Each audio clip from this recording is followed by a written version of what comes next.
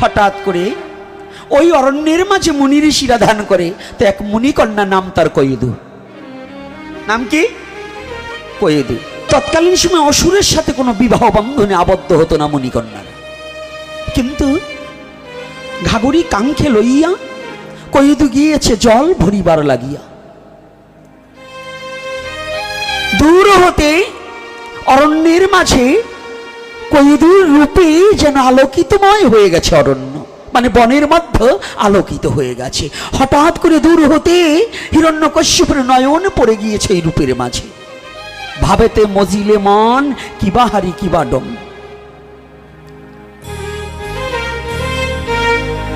একবারে পাগলের মতো হয়ে গেছে। কি গো, রূপে এমন বশীভূত হয়ে গেছে, আমি ওকে চাই চাই। আমি রাজা, আমি অসুর রাজ হিরণ্যকশ্যপ, আমার কথা শুনবে না কে আছে? আমি এখনই গিয়ে এই মেয়েকে বিবাহ করে নেব। অসুর কিন্তু প্রবৃত্ত নিবৃত্ত বোঝে না।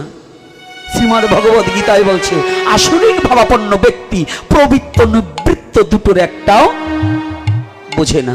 যারা ঘাসকি হঠাৎ করে অরণ্যের মাঝে পিছন থেকে ডাকছে, হিরণ্যকশ্যপ, ওহে লালনা, চমকে উঠেছে, দৌড়ে গিয়ে হাতটা থাবা দিয়ে ধরেছে। আচ্ছা বলো, আমি তোমার রূপে পাগল পাড়া হয়েছি, আমি অসুর রাজ হিরণ্যকশ্যপ, আমি তোমাকে আমার পাট রানী করে নিতে চাই, তোমাকে আমি রানীর মর্যাদা দিয়ে আমার রাজ সিংহাসনে আমার পাশে বসাতে চাই, বলো বলো তুমি যাবে। সর্বনাশ, পরপুরুষে স্পর্শ করে ফেলেছে। কয়েদি বলছে, রাজন, আপনার কথায় সায় দিতে পারবো না, এখন আমি গৃহে চলে যাই। আমি গৃহে গিয়ে আমার যে পিতামাতা আছে, পিতামাতার অনুমতি ছাড়া আপনার কথায় সায় দেওয়ার কোনো কায়দা নাই। কয়েদি বললেন, আমার মা বাবার অনুমতি ছাড়া আমি যে তোমাকে কথা দিতে পারবো না রাজন, চলো। কয়েদি চলে গিয়েছে।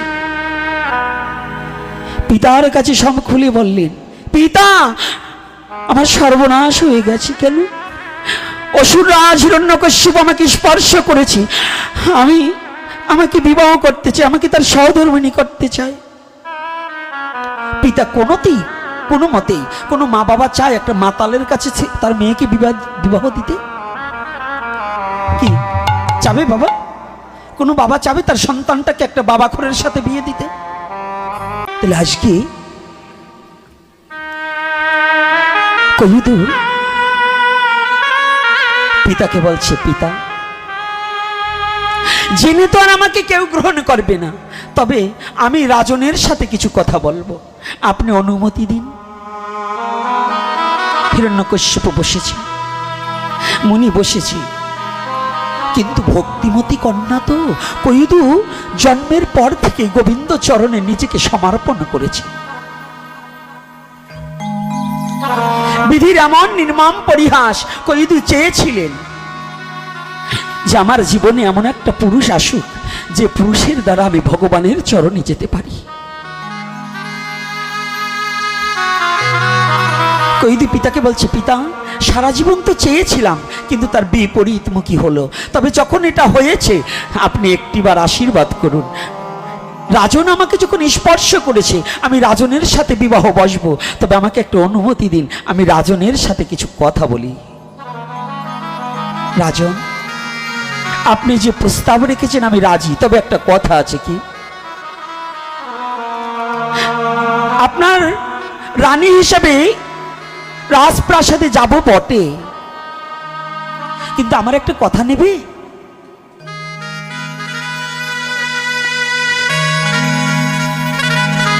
আমার অনুমতিবিহীন আমাকে কোনোদিন আপনি স্পর্শ করতে পারবেন না। আমি যেদিন আপনাকে বলবো আমাকে ভোগ করার জন্য, সেদিন আমাকে ভোগ করবেন, তার আগে কোনোদিন আমাকে ভোগ করতে পারবেন না। আর আমি একটা দিন আপনাকে চেয়ে নিলাম, আপনি তো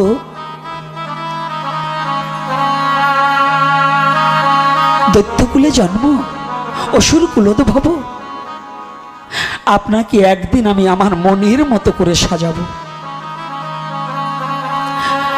আপনি বলুন, আমি যেদিন সাজাবো সেদিন আপনি আমাকে না করতে পারবেন না, নিষেধ করতে পারবেন।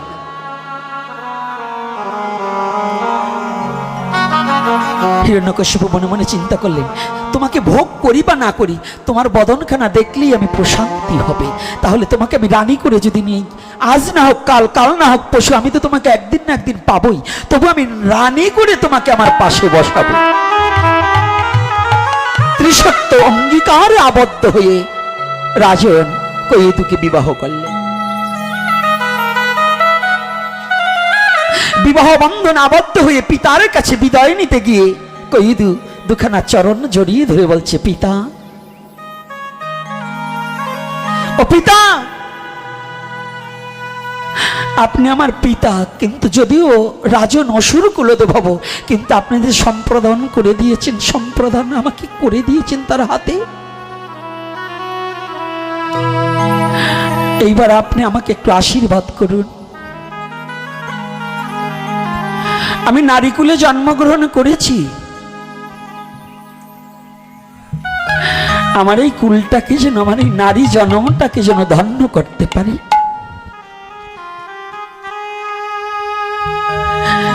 আমি যেন আমার পিতৃকুল এবং আমার শ্বশুর কুলকে যেন মুক্তি দেওয়ার মতো একটা পথ খুঁজে পাই।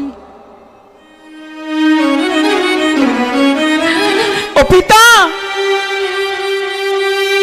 সারা জীবনে আমি আপনাকে কিছু দিতে পারিনি,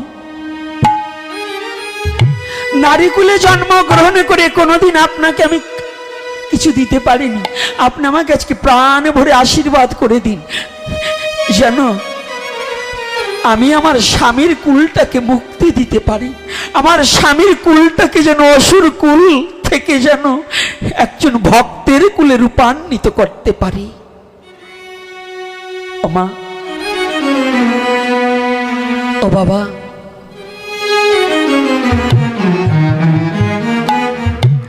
ধর্মবিহীন মনুষ্য পশু তুল্য। এই বিশ্ব চরাচরে যে কথাটা বলা হচ্ছে, একটা মেয়ে পিতাকে প্রণাম করে বলছে, আমাকে আশীর্বাদ করো, আমি যেন আমার স্বামীর কুলকে মুক্তি দিতে পারি, উদ্ধার করতে পারি। আচ্ছা বলুন তো, এখানে যতগুলো মেয়ে, শুধু এই বংশের নয়, সনাতনী, শুধু এই বংশকে বলছি না, প্রত্যেকটা বংশকে বলছি, আমি প্রত্যেকটা মাকে আমি বলছি, এখানে কয়টা মা আছেন যে বিবাহর পরে প্রতিদিন একেবারে প্রত্যেকটা দিন তার স্বামীকে একটু বসিয়ে চরণজল করিয়ে দুটো পুষ্প স্বামীর চরণে দিয়েছেন? একটা মাকে হাত তুলতে পারবেন? আছেন কোনো মা?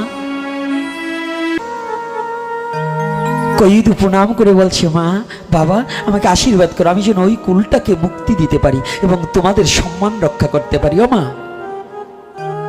বড়লোকের মেয়ে হলে হবে না, বড়লোকের পুত্রবধূ হলে হবে না, তুমি অরিজিনাল একটা নারী হতে হবে, অরিজিনাল একটা ভক্তিমতী মা হতে হবে, তবে যদি তোমার বংশকে তুমি মুক্তি দিতে পারো। আজকে কি বলছি, আমি কেমন করে সাজাবো সেদিন? কৈয়েদুকে নিয়ে গেলেন, চলে গেছেন কৈয়েদু, রাজ রানী হয়েছে। কিন্তু ওই যে তৎকালীন সময় অসুর যদি ত্রিসত্য অঙ্গীকার করতো, সেটাকে বলবাদ রাখতো যে আমি মিথ্যা বলতে পারবো না। আর এখনকার আমরা তিলক পরিয়ার মালা জোলা আসলা জোলা যাই নেই, স্বার্থের বিনিময়ে মিথ্যা বলতে একটু অন্তর কাঁপে না। কি বলুন, মিথ্যা বলি কি না? অন্তরই কাঁপে না আমার, মিথ্যাই শুধু বলি। তো আজকে অনেক দিন হয়ে গেল, আর কৈয়েদু অন্তপুরে গিয়ে, অসুররা স্বভাবত বেশিরভাগই শিব ভক্ত থাকে। অসুর যে ভক্ত নয় তা না, অসুররাও একজন উপাসনা করে। তো অসুর কুলোদ্ভব তারা বেশিরভাগ শিব ভক্ত। কথাটা খেয়াল করবেন, যত অসুর আছে দেখবেন শিবের সাধনায় লিপ্ত ছিল। কি ছিল কি নাকি? মিথ্যা না সত্য? আজকে কৈয়েদু ভগবান নারায়ণ শিলা জলদান করে আর বলছে, হ্যাঁ ভগবান নারায়ণ, আমার গর্ভে এমন একটি সন্তান দিও যে সন্তান দ্বারা আমার এই স্বামীর বংশটা যেন মুক্তি পায়। আমাকে এমন একটা সন্তান দাও যে সন্তানের দ্বারা আমার স্বামীর বংশ যেন মুক্তি পায়। এই যে বাবারা মায়েরা, বিবাহ বন্ধনে আবদ্ধ হলেই সন্তান জন্ম দেওয়া যায় না। সন্তান জন্ম দেওয়ারও কিছু তিথি, নক্ষত্র, মাস, দিন, ক্ষণ আছে। এটা সনাতনে আছে, অন্য ধর্মে আছে কিনা জানি না, কিন্তু সনাতন ধর্মে আছে। আছে কিনা? পঞ্জিকায় দেখবেন গর্ভধারণ আছে কিনা? এটা কেন? একটা গর্ভে বাচ্চা আনতে হলেও তার দিনখান, তিথি, নক্ষত্র দেখার প্রয়োজন আছে।